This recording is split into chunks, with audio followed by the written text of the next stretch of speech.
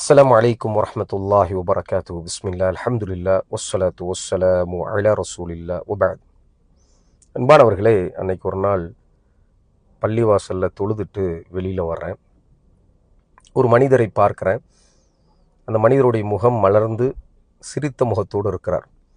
அவர் ஒரு மாற்றுத்திறனாளி, நடக்க முடியாமல் இருக்கிறார், தேவை உடையவராக இருக்கிறார். அப்போது அவருடைய அருகில் போய் என்னால் முடிந்ததை செய்துவிட்டு அவர்கிட்ட கேட்குறேன், நீங்கள் எப்படி இருக்கீங்க அப்படின்னு. அப்போ ஒரு ஒற்றை வார்த்தையில் சிரித்து கொண்டே முகம் மலர்ந்த நிலையில் அல்ஹம்துலில்லாஹ், நான் ரொம்ப நல்லா இருக்கிறேன்னு சொல்கிறாரு. சுப்ஹானல்லாஹ், இந்த ஒரு வார்த்தை என்னுடைய உள்ளத்தில் பல கேள்விகளை கேட்டுச்சு. நடக்க முடியல அவரால், பொருளாதாரத்தில் பலகீனமான ஒரு நிலையில் இருக்கிறாரு. அவருடைய தேவைகளை அவர் செய்து கொள்வதற்கு இயலாத ஒரு சூழல் அவருக்கு இருக்கின்றது.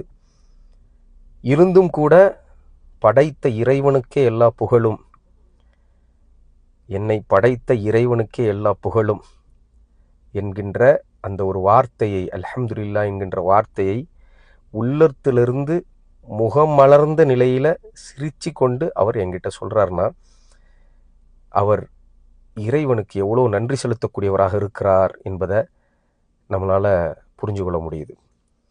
ஆனால் படிப்பேன் என்னன்னு சொன்னால், என்னுடைய வாழ்க்கையிலையும் உங்களுடைய வாழ்க்கையிலையும் அல்லாஹ் ரப்பல் ஆலமீன் தந்த நியமத்துகளை நம்மளால் எண்ணி முடிக்க முடியாது. அவருக்கு நடக்க முடியல, நமக்கு நடக்க முடியுது.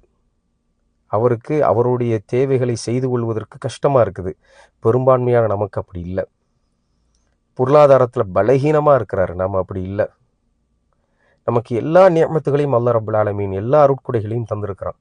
என்னைக்காவது நாம் அல்ஹம்துலில்லாஹ், எல்லா புகழும் அல்லாஹ்வுக்கே என்பதை உள்ளத்திலிருந்து நாம் சொல்லியிருக்கிறோமா? கஷ்ட காலத்தில், நெருக்கடியான காலத்தில் அல்லாஹ் நமக்கு தந்த விஷயத்தை நினைத்து என்னைக்காவது நாம் அல்ஹம்துலில்லாஹ்னு சொல்லியிருக்கிறோமா? மிக குறைவு. குறைகளை மட்டுமே பேசி கொண்டிருக்கின்றோம், இழப்புகளை மட்டுமே பேசி கொண்டிருக்கின்றோம், பெற்றதை மறந்து விட்டோம்.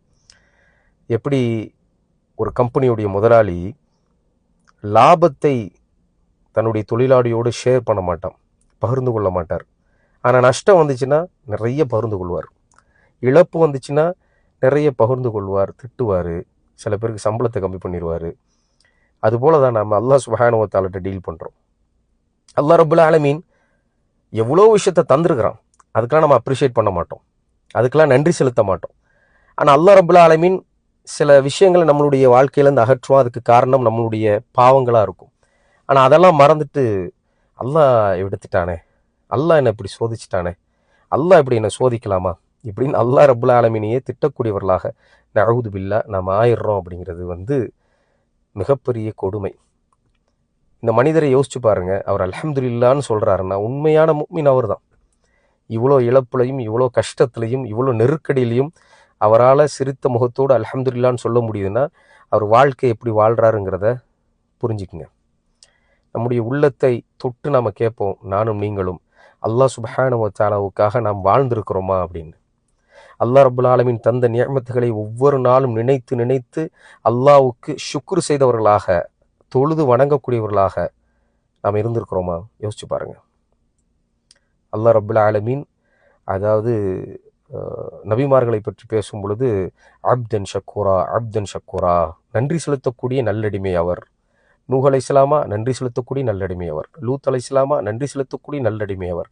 இப்ராஹிம் அலைஹிஸ்ஸலாமா, நன்றி செலுத்தக்கூடிய நல்லடிமை அவர். முஹம்மது ஸல்லல்லாஹு அலைஹி வஸல்லமா, நன்றி செலுத்தக்கூடிய நல்லடிமை அவர். அப்படிங்கிறத அல்லாஹ் ரப்பல் ஆலமீன் தெளிவுபடுத்துகின்றான் குர்ஆனில். நன்றி செலுத்துவதை அல்லாஹ் சுப்ஹானஹு வ தஆலா விரும்புகின்றான். நன்றி செலுத்தக்கூடிய அடிமைகளை அல்லாஹ் ரப்பல் ஆலமீன் விரும்புகின்றான். அல்லாஹுடைய விருப்பமும் அல்லாஹுடைய நேசமும் நமக்கு வேணும்னா அல்லாஹ் சுப்ஹானஹு வ தஆலாவுக்கு நன்றி செலுத்தக்கூடியவர்களாக நாம் மாற வேண்டும். நான் பார்த்த அந்த காட்சிகளை நீங்களும் பார்த்துருப்பீங்க, பல முறை பார்த்துருக்குறோம். ஆனால் படிப்பினைகள் பெற்றோமா அப்படிங்கிறது தான் கேள்வி. பலரை பார்க்குறோம், அல்லாஹ் சுப்ஹானஹு வ தஆலா பல ரீதியான சோதனைகளை இந்த மக்களுக்கு கொடுக்குறான். நாம் எப்பொழுதுமே ரசூலுல்லாஹி ஸல்லல்லாஹு அலைஹி வஸல்லம் சொல்லுவாங்க, நமக்கு கீழே இருக்கக்கூடிய மக்களை பார்க்கணும். அப்போ தான் அல்லாஹ் ரப்பல் ஆலமீன் நமக்கு பொழிந்திருக்கக்கூடிய அருட்கொடைகளை நாம் உணர முடியும். நமக்கு மேலே இருக்கக்கூடியவர்களை மட்டுமே பார்த்து கொண்டு போட்டி போட்டுக்கொண்டு நானும் வளர வேண்டும், நானும் வளர வேண்டும் என்று நாம் என்ன பண்ணுறோம்னா கீழே இருக்கக்கூடியவங்களை மறந்த ஒரு வாழ்க்கையை வாழ்கிறோம். அப்படி இருக்கும் பொழுது நம்ம அல்லாஹ் சுப்ஹானஹு வ தஆலாவுக்கு நன்றி செலுத்துவதற்கு மறந்து விடுகின்றோம். ஆகவே அல்லாஹ் சுப்ஹானஹு வ தஆலாவுக்கு நன்றி செலுத்துவோம். கொஞ்சம் ஆசுவாசப்படுத்தி அல்லாஹ் நமக்கு தந்த நியமத்துகள் அருட்கொடைகள் எல்லாம் எண்ணி பார்க்கணும். இன்றைக்கி ஒரு நண்பர் சொன்னார், இந்த உடல் ஆரோக்கியங்கிறது எவ்வளோ பெரிய நியமத்து இல்லை, ஒரு சின்ன விஷயம் ஏற்படும் பொழுது தான் அந்த நியமத்து தெரியுது, அந்த அருட்கொடை தெரியுதுன்னு. ஒவ்வொரு நாளும் நம்ம அல்லாஹ் சுப்ஹானஹு வ தஆலாட்ட, யா அல்லாஹ் எனக்கு இவ்வளோ உடல் ஆரோக்கியத்தை தந்திருக்கிறாயா அல்லாஹ், உனக்கே எல்லா புகழும்னு நம்ம கேட்டிருந்தோம்னா நம்முடைய ஆரோக்கியம் இன்னும் அதிகரிச்சிருக்கும். சுப்ஹானல்லாஹ். யா அல்லாஹ் எனக்கு பொருளாதாரத்தை தந்திருக்கிறாயா அல்லாஹ், போதுங்கிற அளவுக்கான பொருளாதாரம் என்னோட இருக்குது யா அல்லாஹ், உனக்கே எல்லா புகழும் கேட்டிருந்தோம்னா அல்லாஹ் ரப்புல் ஆலமீன் பொருளாதாரத்தை அதிகப்படுத்தியிருப்பான்.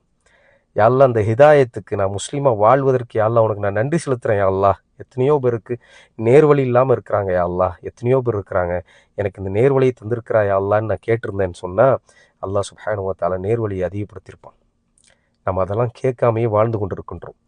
அல்லாஹ் சுப்ஹானஹு வ தஆலாவுடன் பேசாமையே வாழ்ந்து கொண்டிருக்கின்றோம். அல்லாஹ் சுப்ஹானஹு வ தஆலாவுக்கு நன்றி செலுத்தாமையே வாழ்ந்து கொண்டிருக்கின்றோம். சஹாபாக்கள் ஒரு வாழ்க்கையை வாழ்ந்தார்கள். ஒவ்வொரு நாளும் அல்லாஹ்வுக்கு நன்றி செலுத்தக்கூடியவர்களாக இருந்தார்கள். அல்லாஹ் சுப்ஹானஹு வ தஆலாவுடைய தௌஃபீக் ஹிதாயத்துக்காக நன்றி செலுத்தக்கூடியவர்களாக இருந்தார்கள். அதனால தான் சஹாபாக்களை அல்லாஹ் சுப்ஹானஹு வ தஆலா நேசித்தான். ஆகவே நம்மையும் அல்லாஹ் ரப்புல் ஆலமீன் நேசிக்க வேண்டும் என்றால், நம்மிடம் இருக்கக்கூடிய நியமத்துகள் அதிகரிக்க வேண்டும் என்றால், நம்மிடமிருந்து அதெல்லாம் பறிக்கப்படாமல் இருக்க வேண்டும் என்றால் அல்லாஹ் சுப்ஹானஹு வ தஆலாவுக்கு நன்றி செலுத்துவோம். அல்லாஹ் சுப்ஹானஹு வ தஆலாவை துதிப்போம். அல்லாஹுவை தொழுது வணங்குவோம். பாரக்கல்லாஹு ஃபீக். ஜஸாக்குமுல்லாஹு ஹைரா.